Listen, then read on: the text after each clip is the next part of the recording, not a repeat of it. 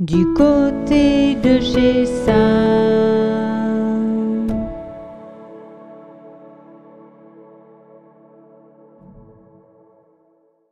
Bienvenue du côté de chez Sam. Pour comprendre la cause de son mal-être, il est parfois nécessaire de revenir sur son passé, comme le fait Lionel Duroy dans Le Chagrin.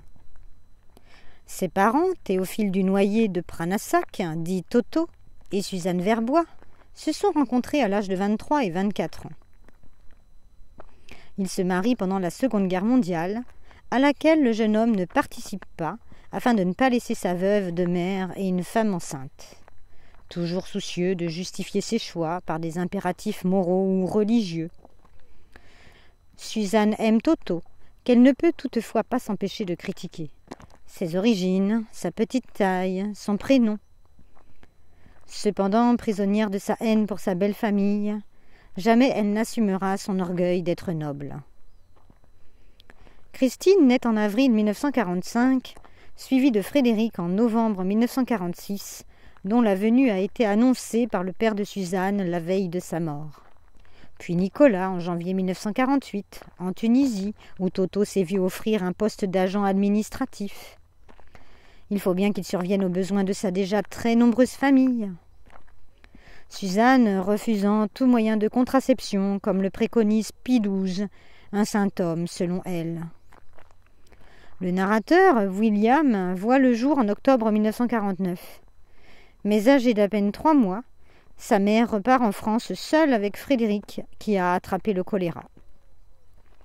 Pendant la rédaction de ce roman, l'auteur reste 1 an sans pouvoir écrire, tourmenté par un profond chagrin dont il ne connaît pas l'origine. Il consulte un psychiatre. Ainsi comprend-il qu'il s'était attaché aux héros principaux, Frédéric et maman d'un côté, Toto de l'autre, mais je n'avais pas songé aux personnages secondaires, à nous 3 qui étions restés en rade. En juillet 1950, c'est le retour définitif en France de la famille qui emménage à Paris durant l'hiver 1951. Anne-Sophie naît en septembre 1952. William est rejeté par ses 2 frères aînés, ainsi que par sa mère, car il n'est pas maigre et sec comme le père de Suzanne. D'ailleurs, celle-ci n'est tendre qu'avec Frédéric. Le narrateur aimerait lui aussi avoir le choléra. 4 autres bébés viennent au monde. Un garçon en mars 1954, qui mourra quelques heures après l'accouchement.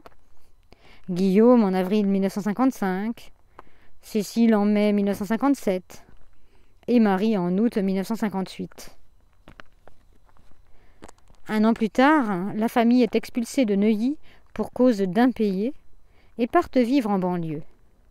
Cette nouvelle condition de vie est le déclencheur d'une longue série de malheurs qui s'abat sur la famille qui s'agrandit malgré tout, avec l'arrivée de Clément en septembre 1961.